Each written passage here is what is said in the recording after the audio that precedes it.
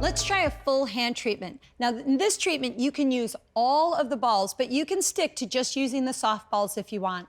Let's start with a basic wrist assess. Place your elbows and palms together, take a nice focused breath into your back, and notice if you have any stiffness in your shoulders or upper body. Then begin to move your wrists and also assess if your wrists feel like they're moving freely or if you have any stiffness. Then drop your hands back and see if you're making your letter T to show good hydration in the upper body, or if you've got some dehydration accumulated in your body today. Then bring your arms down and notice if you have any stiffness in your shoulders just for holding your arms up. Let's start with the grip assess with the large soft ball. You're going to squeeze the ball a few times in both of your hands to assess if your grip feels balanced today or if you're feeling one hand has a weakness of grip. Remember, that's a neurological imbalance that we want to go to restore with this treatment for sure. Once you've assessed your grip, let's go to finger compression. Place the ball underneath your index finger and begin to compress the ball with flexion and extension of that upper joint. And then try it under your middle finger. Remember, if you have any trouble doing this part of our sequence, I want you to use 2 fingers on the ball at the same time.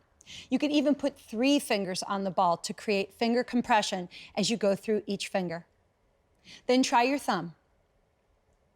We always want to make sure that these knuckles are moving efficiently. They're really important. Let's try it on the other side. This joint, we never know that we've lost movement in until I tend to point it out to people. And it absolutely is essential if you want to have that fine motor skill with your hands to do things like typing or picking up a pencil or a needle. And again, if you have trouble on that pinky finger, I want you to hold the ball. Don't not do that pinky finger. It's an important finger to keep stable and balanced for your lifetime. Then again on your thumb pad, a little flexion and extension. So we're going to start with position point pressing using just the large soft ball. You're going to place the ball down on the table, place one hand over the ball, and we'll start with position point number 1, creating our gentle pressure, and then decompress. And then we're going to go under each knuckle that coincides with each finger, creating gentle pressure in and easing pressure out. Remember, with position point pressing, it's not depth, it's actually the precision and accuracy of our compression and keeping it consistent. Let's try position point number 3 at the thumb pad, position point number 4 at the base of the hand, and then position point number 5 at the pinky pad. Let's try it on the other hand. Same thing, position point number 1, right at the center of the hand. Take a focused breath in and out. And then decompress and go under each knuckle. So remember, position point pressing mobilizes the joints and it stimulates those tiny sensory nerve endings that create body-wide signaling as you create these subtle pressure points. Try that pinky knuckle. Take a focused breath. And then go to position point number 3, a nice gentle pressure. Decompress, go to position point number 4 at the base of the hand, and decompress, and then go to position point number 5 on the pinky pad. Let's try position point pressing using the small ball. Now here's where you can pick. You could do the soft or the firm ball. I'm going to use the firm ball to do it, but remember, stick with the soft ball if you feel better using that softer compression. Start at position point number 1, and again, create gentle compression. And then decompress. Go under the knuckle that coincides with your first finger. And decompress, and go to that middle knuckle. So again, position point pressing mobilizes the joints. And now that we're using this smaller ball, watch how I could actually see my knuckles lift up if I don't compress. And then decompress. Go to that 4th knuckle. Give it a push. On position point number 3, really watch where the ball rests. It's right at the middle of that thumb pad. Go straight down onto the ball.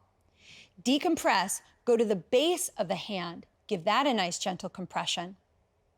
And then decompress and go onto the pinky pad. The pinky pad is a nice wide point, way to the outside of the hand. Let's try that on the other side. Same thing. Position point number 1, center of the palm.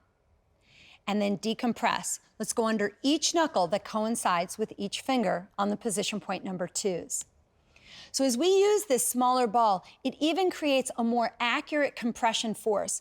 If you're using the firm ball, remember, don't press too hard or go too deep too fast. You're always easing pressure in and easing pressure out, regardless of which ball you're using. Try position point number 3, decompress, position point number 4, and decompress.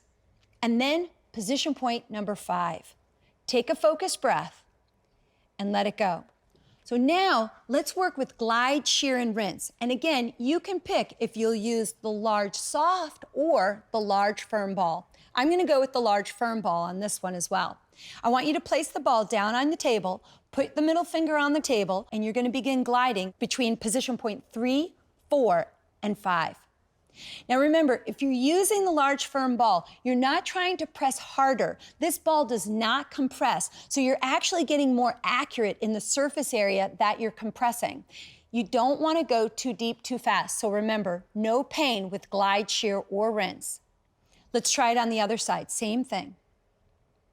So again, the consistency of the pressure in a small local region is what prepares connective tissue for the next technique called shearing. And if you are using the large firm ball, you can actually start to identify barriers or areas of restriction. It'll start to feel like you have grains of rice in your hand. Notice if you can feel the dehydration in your connective tissue. Now let's try shearing. Place the ball at position point number 3 and create a small local compression right at the base of the thumb pad.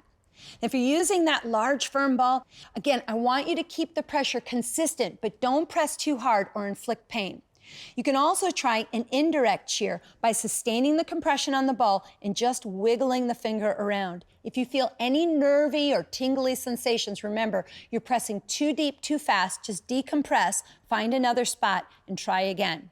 Remember, after you do a shear force, what's the word that we do? We wait. Right. Give the tissue a moment to adapt, take a focused breath, and then let it go. Let's try the same shear on the other hand. So again, small local compression.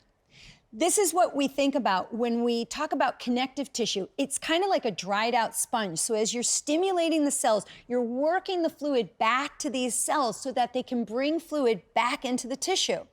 So remember, this is a direct shear.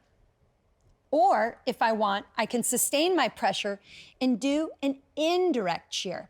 So either way, you're drawing fluid in a local region and stimulating the cells. And remember, once you do a shear force, just give the tissue a second to adapt. Just like you work fluid into a sponge, you want to work the fluid into each cell and then squeeze that sponge out. So when we let it go, we can bring new hydration into the tissue.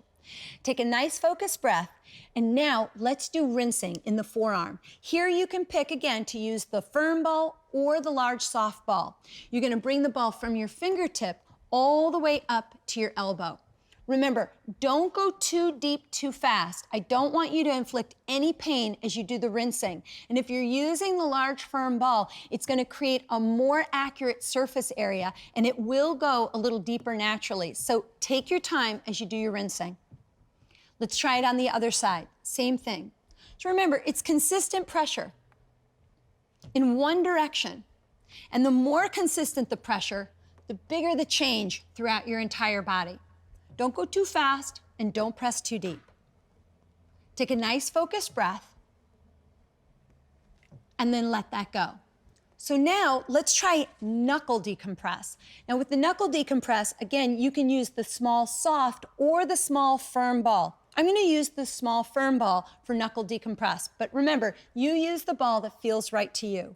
Place the ball in between your index and middle finger, and we'll begin to just squeeze the ball 3 to 4 times in between each of our knuckles to try to release some of the fluids right into the capsules of our joints.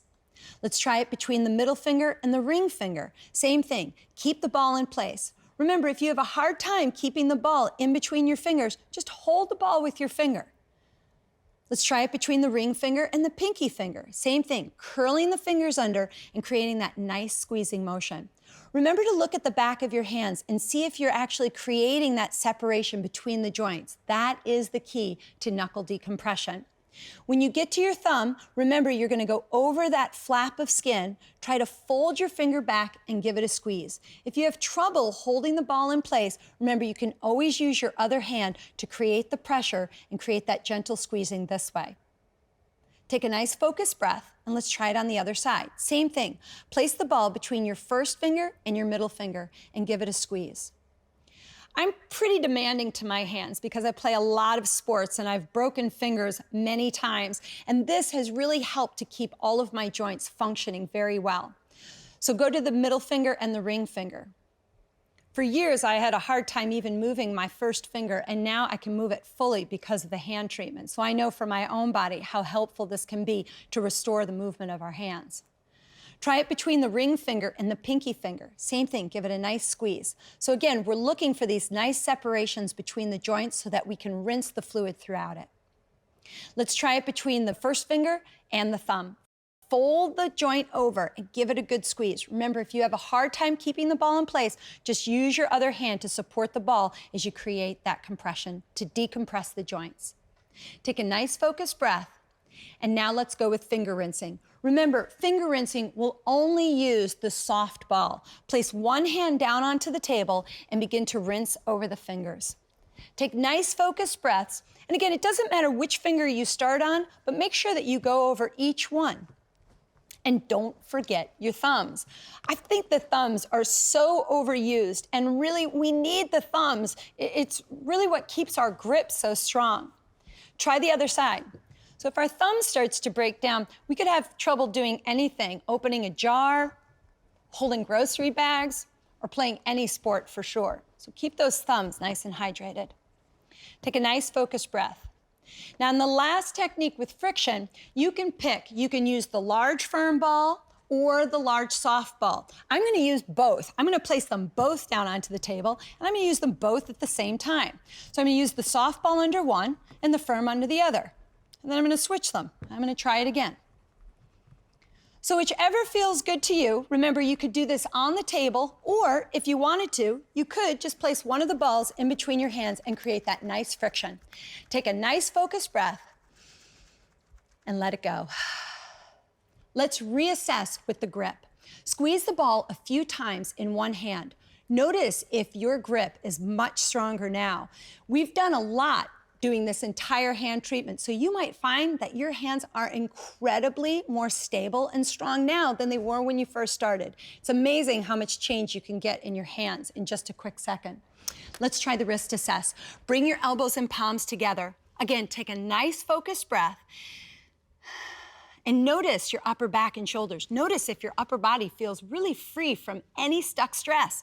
And then move your wrists around. Notice if your wrists are able to move with more freedom. And again, if you look at your hands and your hands are dropping back and making a letter T, we have made major changes, not just in your hands, but in your upper body.